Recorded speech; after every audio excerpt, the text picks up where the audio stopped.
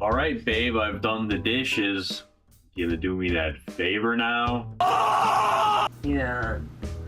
Oh my god! What's that? Oh, that's just the ever-growing void that is my Steam library. Oh my god, I need to tell Cindy about this.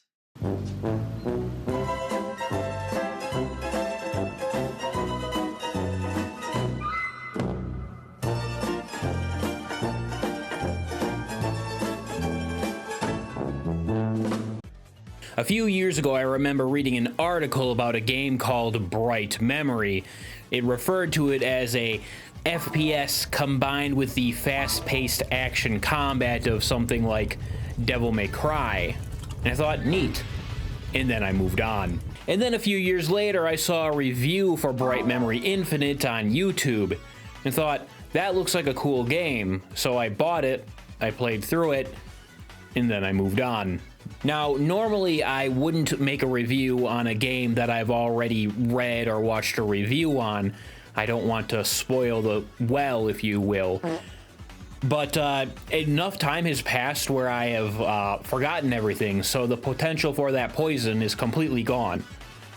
In other words, my memory isn't so bright. I hate myself. Now, normally this is the time where I would boost engagement by asking you guys to like the video and set a goal to review a specific game, but I can't really think of a specific game I want to review. So I'll leave it up to the comments. Whatever comment has the most likes, I will review whatever it says, provided it's a game. I'm not going to review something like my mother. Do not say your mom in the comments. Bright Memory Infinite is the sequel to Bright Memory. I believe the original game was a solo project, but Infinite had a couple more devs. Maybe I'm wrong, I don't care enough to research that. In Bright Memory Infinite, you play as Shelia, an agent within the SRO, which is an anagram for Supernatural Science Research Organization. It never actually says this in the game. I got this from the About This Game section on the Steam store page. Who knows, maybe they pulled a Dark Souls and used environmental storytelling, but I can't read any of this shit. The game's narrative isn't just secondary, it's nearly non-existent and serves as nothing but a means to propel the player forward. Part of me doesn't mind this. After all, it's an action game. The emphasis should be on combat, not storytelling and world building. But Bright Memory Infinite's narrative feels underdeveloped. Its concepts are introduced and never touched upon, its characters are nothing more than mannequins, and therefore the story is so bare bones, it's a detriment. But nerd, you never played the first game, so you're not gonna have the basics down. First of all, that's a terrible argument because a sequel should always reestablish basic world lore, and second of all, it doesn't fucking explain anything. I'm not paying money for a game that lasts 30 minutes. I don't mind a simple story, but at least tell me a story. That said, what makes or breaks Bright Memory Infinite is its gameplay, so let's get into it. Bright Memory starts with a cutscene in dreary Somewhere City, China. Apparently, there's a celebration going on despite the weather. We learned this from the TV. Shelia is relaxing in her really nice apartment that I'm totally not jealous of when she gets a call from her boss demanding she come into work on her day off. She's just like me. Honestly, I actually liked this setup. They mentioned the weather anomaly on TV and this celebration. This is kind of setting up for an interesting story. I also like the atmosphere. I have a soft spot for rainy and miserable days. Unfortunately, aside from the weather continuing to impress me, none of the other stuff really pays off in any meaningful way. Shelia puts on her gear and gets into some jet pod or some shit. I don't know what it is. And next we get a sequence of annoying QuickTime events. Fun fact, you can fail a mission before you even take your first step. I won't lie to you, I don't think starting your FPS with a sequence of QuickTime events is a good idea.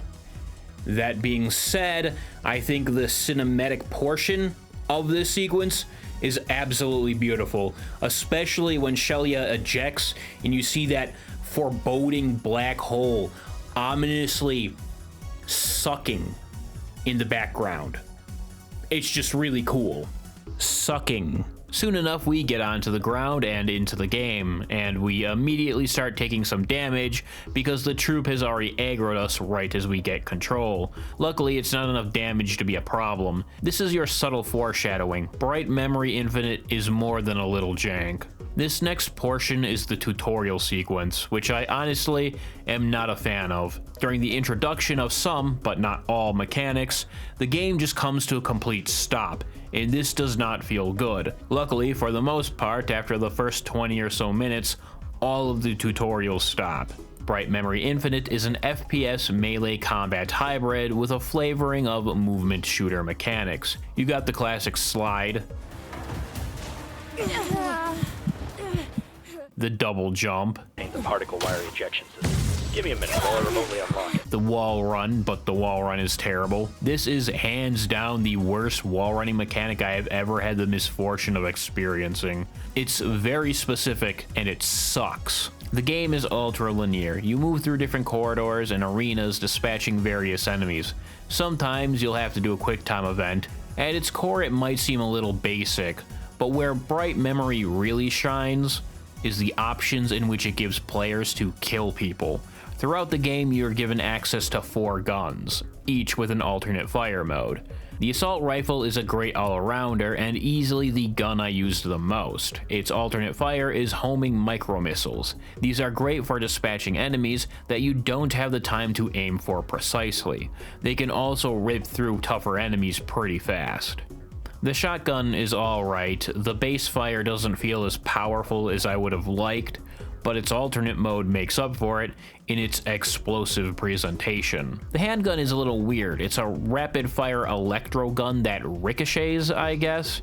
I didn't use it too much. Well, at least it's basic fire. Its alternate fire is just a straight up bomb that will wipe out shielded enemies in one shot. Finally, we come to the sniper. I wouldn't suggest trying to no-scope with this thing. It is very inaccurate. ADSing is the way to go with this one.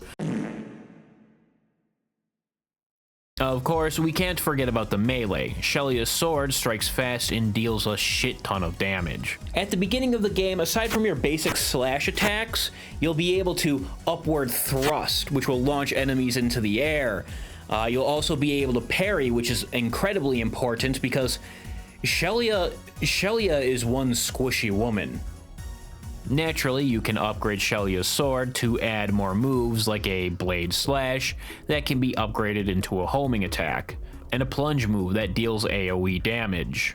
Aside from the sword, there is the exo arm. You can use this to stun an enemy as well as pull an enemy in from afar. You can also upgrade it to have a ground pound ability as well as an absurdly powerful rocket punch that just tears through enemies. Now, you can't spam these moves endlessly. There is an exo unit charge on the bottom left of the screen. It's the white one.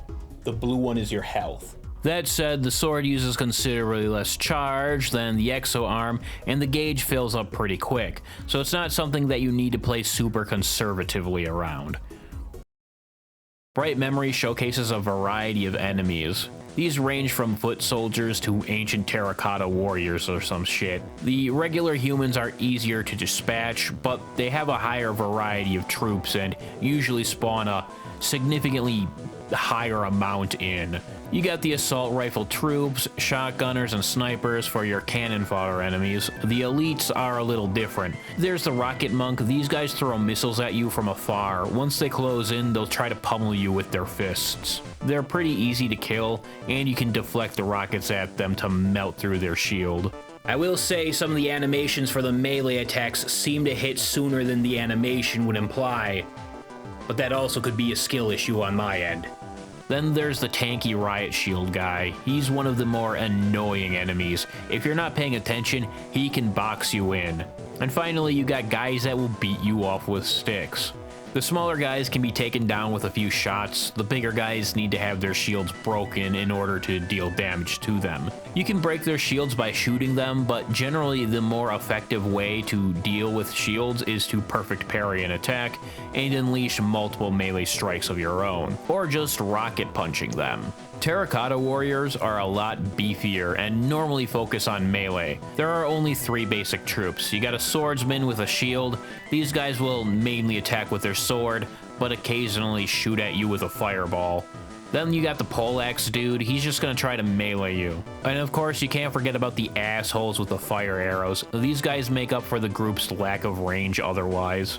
Aside from that, the Terracotta have several elite units. These guys are even beefier than the other troops, and some are almost like mini-bosses. You got Electro Axe. This guy throws an axe, and it will electrocute the ground, and you. Then you got this double mace guy. He's actually not too tough. All he has is some fancier schmooze and more health than the other losers. There are also these golden statue things. They can melee you, but what you really have to look out for is their flame breath, which on higher difficulties is a death sentence. But of all these enemies, not a single one holds a candle to the hog.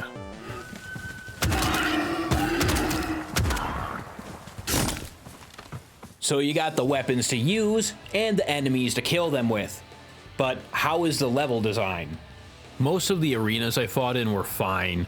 Sometimes there was an annoying enemy placement here and there, like a sniper covered by foliage, or terracotta warriors spawning behind you, but more often than not, that wasn't the case. There are a couple more memorable arenas. The first flashback fight where you're introduced to the terracotta warriors is pretty memorable, only because it introduces a new variety of enemies. I guess sometimes the arena itself isn't important, it's what happens that matters. Just like the first boss fight against the evil emperor guy. It's just some generic Chinese temple, but the boss fight is fun. The emperor isn't really tough, you just break his shield and melee him into oblivion. The assault rifle will whittle the shield down a decent amount, and a well-placed parry of his sword slash certainly helps as well. There was a pretty cool sequence where Shelia gets a car and then drives it down a mountainside as it crumbles as enemy cars attempt to intercept her. I appreciate that you can actually drive the car and it's not just a turret segment. Yeah, I guess it really is just a glorified turret section, but fuck you. The airplane sequence right after that was another notable one. While not that much more fun than any of the other arenas, it's got that spectacle going for it. You're fighting super soldiers on a commercial airplane whilst rapidly approaching a black hole. It's what I call stupid cool. It's so stupid that it's cool. I love it. There's also this god-awful stealth segment. I don't know whose idea it was to add this slow-ass, tedious-ass, stupid-ass, dumb-ass, stealth-ass section in an action combat spectacle shooter thing, but I wish the harshest testicle torsion upon them. It's not even difficult, it's just completely in contrast with everything else in this game. Near the end of the game, you'll be hopping across floating islands and battling terracotta warriors. It's pretty cool. Not as cool as the plane stuff, but hey.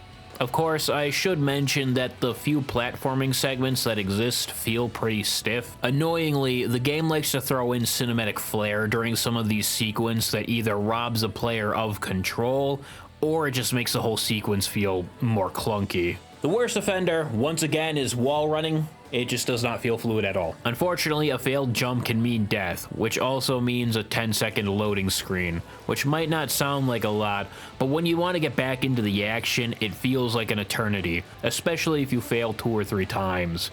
Honestly, I died more from platforming than combat, and usually when I died in combat, it was because I was trying to be cool, which I'm not.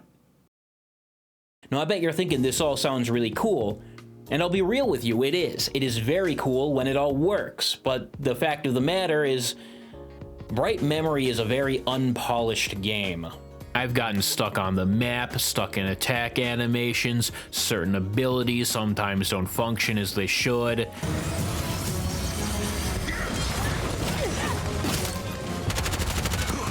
Sometimes you fall down a hole and die, sometimes you don't. I've had scripted events fail the script, and that's just stuff off the top of my head. This is the biggest failing of the game, because when everything works, the game feels fantastic. Late game, when you have a bunch of abilities unlocked, when you fight, you can actually feel like a badass, especially on the higher difficulty when they throw more enemies and more variety at you. Unfortunately, this is also where I found the most issues with the overall jank.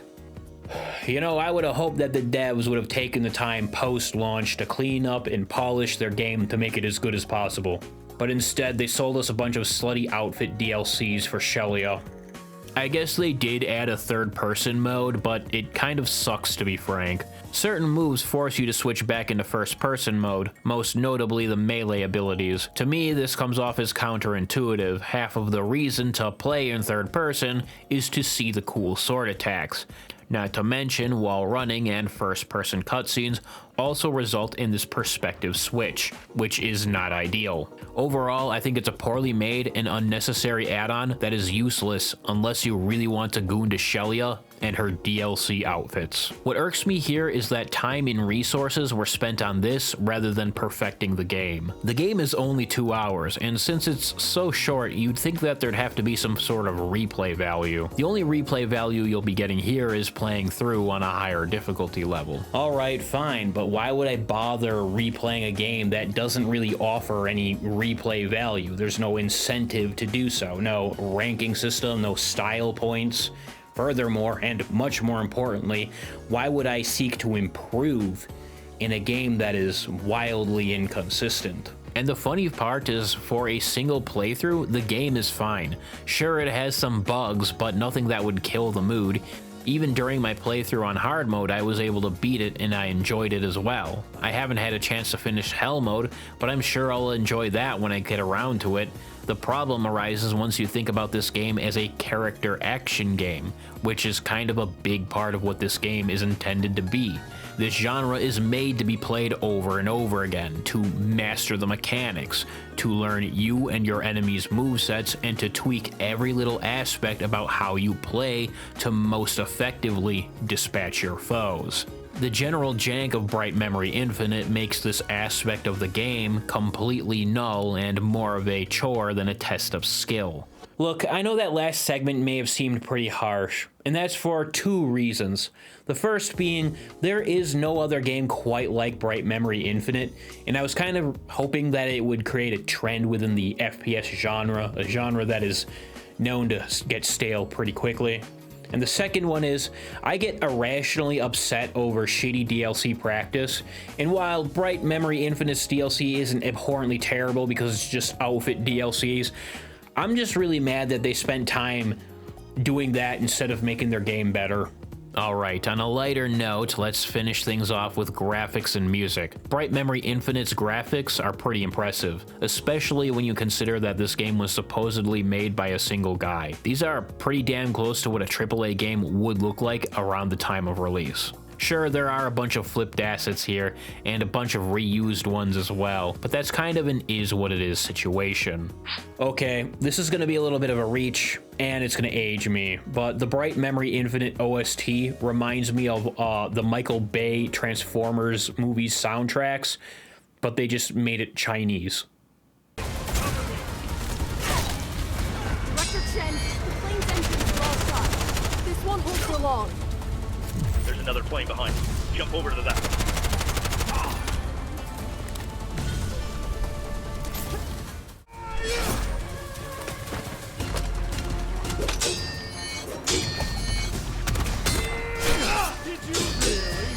Yeah, that's the sound.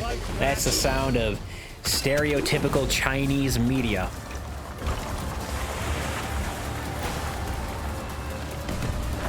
I believe it's an Arhu. I don't know whether I pronounced that right, and also don't quote me on that. This is coming from a guy who doesn't know the difference between a viola and a violin, or a banjo and a ukulele. To be honest, if it wasn't for the traditional Chinese strings, I don't think it would have been very memorable at all, so take that as you will. The script for this video has hit 5 pages, and the last time I gave my editor something this big, he complained about it for 3 weeks straight. Bright Memory Infinite is a decent game for a casual playthrough or two, but its lack of coherent narrative, its buggy gameplay, and its incredibly short length all hold it back from being great. Also, it's like $20, and that's quite a lot to ask for a game that maybe lasts 2 hours. I would definitely wait for a sale on this one. And that's the video. I have a link to the game in the description below. I'm going back to bed now. Goodbye.